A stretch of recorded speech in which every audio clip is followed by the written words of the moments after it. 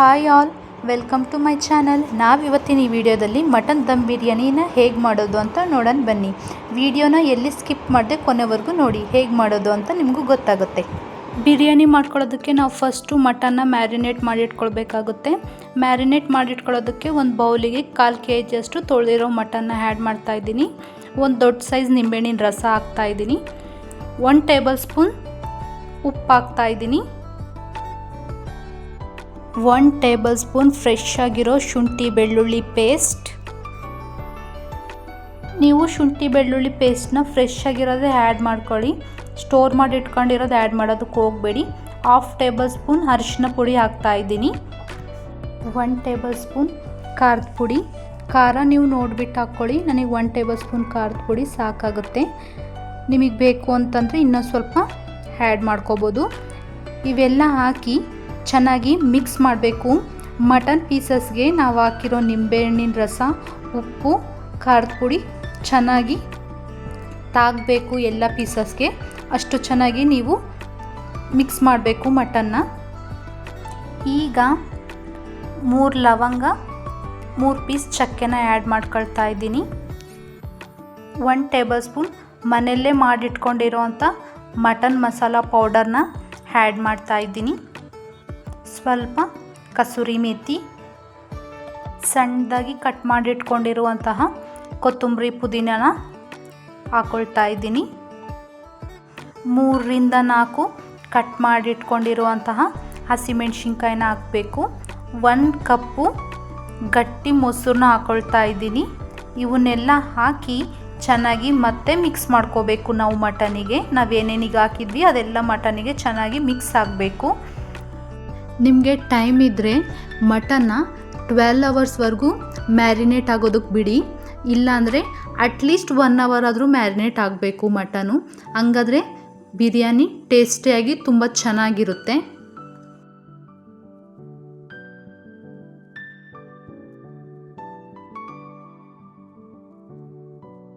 ನಾನು mutton 1 hour marinate ಮಾಡಿ ಇಟ್ಕೊಳ್ತಾ ಇದ್ದೀನಿ. ಈಗ ನೋಡಿ 1 ಅವರ್ ಆಗಿದೆ. ಲಿಡ್ ಓಪನ್ ಮಾಡಿ ನೋಡೋಣ. 50% ಬಿರಿಯಾನಿ ಪ್ರೋಸೆಸ್ ಕಂಪ್ಲೀಟ್ ಆಯಿತು. ಈಗ ನೆಕ್ಸ್ಟ್ ಏನು ಸ್ಟೆಪ್ಪು ಅಂತ ನೋಡೋಣ. ನಾನಿಲ್ಲಿ ದಪ್ಪ ಇರುವಂತಹ ಪಾತ್ರೆನ ತೊಗೊಳ್ತಾ ಇದ್ದೀನಿ. ನೀವು ಆದಷ್ಟು ದಪ್ಪ ಇರುವಂಥ ಪಾತ್ರೆನ ಯೂಸ್ ಮಾಡಿ ದಮ್ ಬಿರಿಯಾನಿ ಮಾಡೋದಕ್ಕೆ. 10ರಿಂದ 15 ಟೇಬಲ್ ಸ್ಪೂನ್ ಎಣ್ಣೆ ಹಾಕೊಳ್ತಾ ಇದ್ದೀನಿ. ಬಿರಿಯಾನಿಗೆ ಎಣ್ಣೆ ಸ್ವಲ್ಪ ಜಾಸ್ತಿನೇ ಬೇಕಾಗುತ್ತೆ, ಆದ್ದರಿಂದ ಎಣ್ಣೆ ಸ್ವಲ್ಪ ಜಾಸ್ತಿನೇ ಆ್ಯಡ್ ಮಾಡ್ಕೊಳ್ಳಿ. ಈಗ ನೋಡಿ ಎಣ್ಣೆ ಕಾದಿದೆ. ಕಾದಿರೋ ಎಣ್ಣೆಗೆ 3ರಿಂದ 4 ತೆಳುವಾಗಿ ಕಟ್ ಮಾಡಿಟ್ಕೊಂಡಿರುವಂತಹ ಆನಿಯನ್ಸ್ನ ಹಾಕ್ತಾಯಿದ್ದೀನಿ. ಆನಿಯನ್ಸು ಗೋಲ್ಡನ್ ಬ್ರೌನ್ ಕಲರ್ ಬರೋವರೆಗೂ ನಾವು ಎಣ್ಣೆಯಲ್ಲಿ ಫ್ರೈ ಮಾಡ್ಕೋಬೇಕು.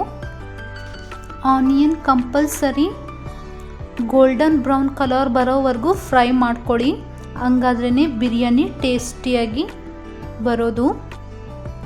10 to 12 ಮಿನಿಟ್ಸಲ್ಲೇ ಆನಿಯನ್ಸ್ ಬ್ರೌನ್ ಕಲರ್ ಬರೋದಕ್ಕೆ ಸ್ಟಾರ್ಟ್ ಆಗುತ್ತೆ. ನೀವು ನೋಡ್ತಾ ಇದ್ದೀರಲ್ಲ, 70% ಆನಿಯನ್ಸ್ ಬ್ರೌನ್ ಕಲರ್ ಆಗಿದೆ, ಇನ್ನು 30% ಅಷ್ಟೇ. ಈಗ ನೋಡಿರಿ ಕಂಪ್ಲೀಟಾಗಿ ಬ್ರೌನ್ ಕಲರ್ ಆಗಿದೆ. ಇದರಲ್ಲಿ ಅರ್ಧ ಬಿರಿಯಾನಿಗೋಸ್ಕರ ತೆಗೆದಿಟ್ಕೊಳ್ತಾ ಇದ್ದೀನಿ ರೈಸ್ ಜೊತೆಲಿ ಆ್ಯಡ್ ಮಾಡೋದಕ್ಕೆ. ಇನ್ನೂ ಅರ್ಧ ಆನಿಯನ್ಸು ಎಣ್ಣೆ ಎಲ್ಲ ಇದೆಯಲ್ಲ, ಇದರೊಳಗಡೆ ನಾವೇನು ಆಗಲೇ ಮಟನ್ ಮ್ಯಾರಿನೇಟ್ ಮಾಡಿಟ್ಕೊಂಡಿದ್ವಲ್ಲ, ಆ ಮ್ಯಾರಿನೇಟ್ ಮಾಡಿಟ್ಕೊಂಡಿರೋ ಮಟನ್ನ ಆ್ಯಡ್ ಮಾಡ್ಕೋಬೇಕು. ಐ ಫ್ಲೇಮಲ್ಲಿ ಎಣ್ಣೆ ಬಿಟ್ಕೊಳ್ಳೋವರೆಗೂ ಮಟನ್ನ ಈ ಆಯಿಲಲ್ಲಿ ಫ್ರೈ ಮಾಡ್ಕೋಬೇಕು. ಆಯಿಲ್ ಸಪ್ರೇಟ್ ಆಗೋವರೆಗೂ ನಾವು ಮಟನ್ನ ಐ ಫ್ಲೇಮಲ್ಲೇ ಫ್ರೈ ಮಾಡ್ಕೋಬೇಕು.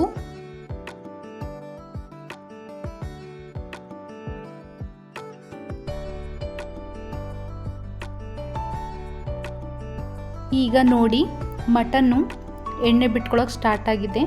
ಕಂಪ್ಲೀಟಾಗಿ ಎಣ್ಣೆ ಬಿಟ್ಕೋಬೇಕು ಮಟನ್ನು.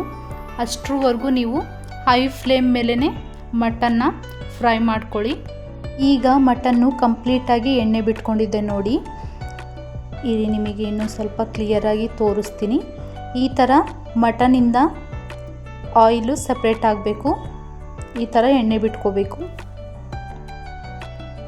ಈಗ ಮಟನ್ನಿಗೆ ಬಿಸಿ ನೀರನ್ನ ಆ್ಯಡ್ ಮಾಡ್ಕೋಬೇಕು. ಬಿಸಿ ನೀರನ್ನೇ ಆ್ಯಡ್ ಮಾಡ್ಕೊಳ್ಳಿ, ತಣ್ಣೀರನ್ನ ಆ್ಯಡ್ ಮಾಡ್ಕೊಳ್ಳೋದಕ್ಕೆ ಹೋಗಬೇಡಿ.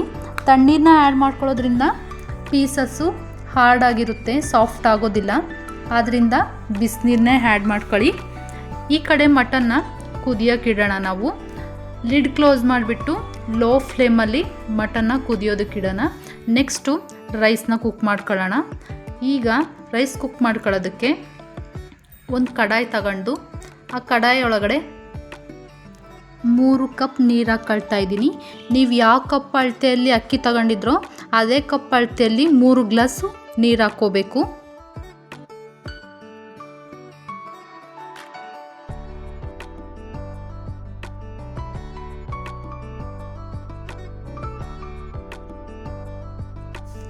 ಈಗ ಈ ನೀರಿಗೆ ಚಕ್ಕೆ, ಲವಂಗ, ಏಲಕ್ಕಿ, ಬಿರಿಯಾನಿ ಎಲೆನ ಹಾಕ್ಕೋಬೇಕು.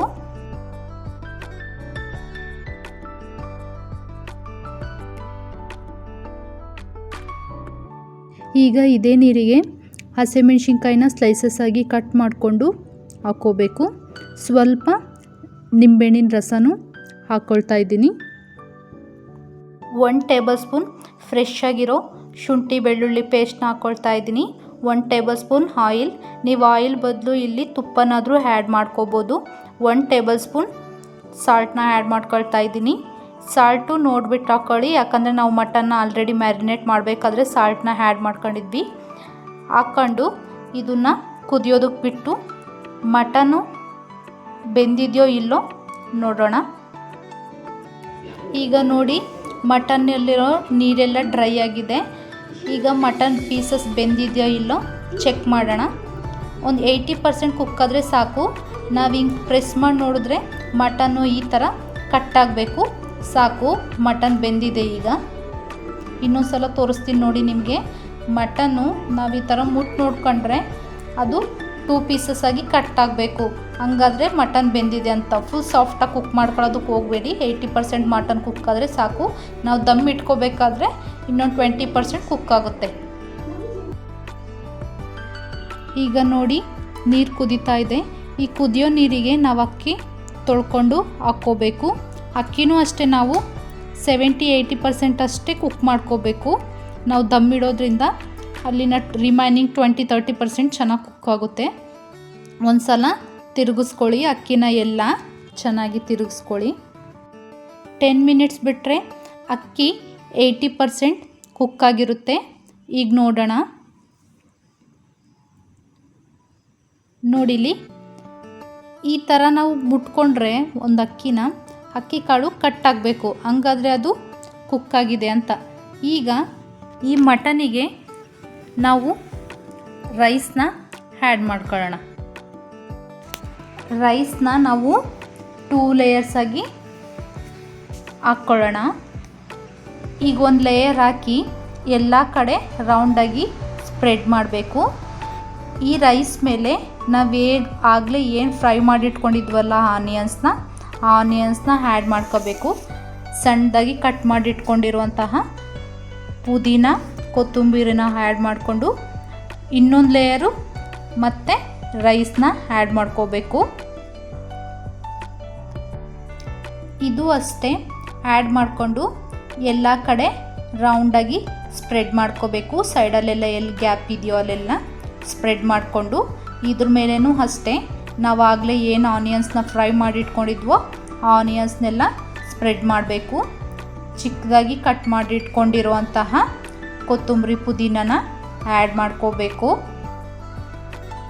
ನಾನಿಲ್ಲಿ ಸ್ವಲ್ಪ ಫುಡ್ ಕಲರ್ನ ಆ್ಯಡ್ ಮಾಡ್ತಾ ಇದ್ದೀನಿ. ಇದು ಆಪ್ಷನಲ್ಲು, ನಿಮಗೆ ಬೇಕಂದರೆ ಫುಡ್ ಕಲರ್ ಆ್ಯಡ್ ಮಾಡ್ಕೋಬೋದು, ಇಲ್ಲಾಂದರೆ ಇಲ್ಲ. 2 ಟೇಬಲ್ ಸ್ಪೂನ್ನ ತುಪ್ಪನ ಆ್ಯಡ್ ಮಾಡ್ಕೊಳ್ತಾ ಇದ್ದೀನಿ. ತುಪ್ಪ ಆ್ಯಡ್ ಮಾಡಿದ ನಂತರ ಲಿಡ್ನ ಕ್ಲೋಸ್ ಮಾಡಿಕೊಂಡು ವೆಯ್ಟ್ ಇರೋದೇನಾದರೂ ಅದ್ರ ಮೇಲೆ ಇಡಬೇಕು. ಈಗ ಮಾಡೋದ್ರಿಂದ ಏರು ಕಡೆನೂ ಹೋಗೋದಿಲ್ಲ, ಬಿರಿಯಾನಿ ಚೆನ್ನಾಗಿ ದಮ್ ತಗೊಳುತ್ತೆ. ಈಗ ನೋಡೋಣ ಬಿರಿಯಾನಿ ಕುಕ್ಕಾಗಿದೆ ನಮ್ಮದು. ನೋಡ್ರಿ ಎಷ್ಟು ಚೆನ್ನಾಗಿ ಬಿರಿಯಾನಿ ಕುಕ್ಕಾಗಿದೆ ಅಂತ. ತುಂಬ ಜನ ಏನು ಅಂದ್ಕೊಳ್ತಾರೆ ಅಂದರೆ ಮಟನ್ ದಮ್ ಬಿರಿಯಾನಿ ಮಾಡೋದು ತುಂಬಾ ಕಷ್ಟ, ಯಾಕಂದರೆ ಪೀಸಸ್ಸು ಬೇಗ ಕುಕ್ ಆಗೋದಿಲ್ಲ, ಹಾಗೆ ಇರುತ್ತೆ ಅನ್ನೋದು ಸ್ವಲ್ಪ ಭಯ ಇರುತ್ತೆ. ನಾನು ಏನು ಹೇಳ್ಕೊಟ್ಟಿದ್ನಲ್ಲ ಆ ಪ್ರೋಸೆಸ್ಸಲ್ಲಿ ಟ್ರೈ ಮಾಡಿ ಮಟನ್ ಬಿರಿಯಾನಿ ತುಂಬಾ ಟೇಸ್ಟಿಯಾಗಿ ಬರುತ್ತೆ ಮತ್ತು ಮಟನ್ ಪೀಸಸ್ಸು ತುಂಬಾ ಸಾಫ್ಟಾಗಿ ಕುಕ್ ಆಗುತ್ತೆ. ನೀವು ನೋಡ್ತಾ ಇದ್ದೀರಲ್ಲ ಎಷ್ಟು ಉದ್ರಾಗಿ ಎಷ್ಟು ಚೆನ್ನಾಗಿ ಬಂದಿದೆ ಬಿರಿಯಾನಿ ಅಂತ. ನೀವು ಒಂದು ಸಲ ಟ್ರೈ ಮಾಡಿ ನೋಡಿ ಹೇಗೆ ಬಂತು ಅಂತ ಕಮೆಂಟ್ ಬಾಕ್ಸಲ್ಲಿ ತಿಳಿಸಿ. ನಿಮಗೆ ಈ ವಿಡಿಯೋ ಇಷ್ಟ ಆದರೆ ಪ್ಲೀಸ್ ಲೈಕ್ ಮಾಡಿ, ಶೇರ್ ಮಾಡಿ, ಹಾಗೆ ಸಬ್ಸ್ಕ್ರೈಬ್ ಮಾಡ್ಕೊಳ್ಳೋದು ಮಾತ್ರ ಮರಿಬೇಡಿ. Thank you for watching.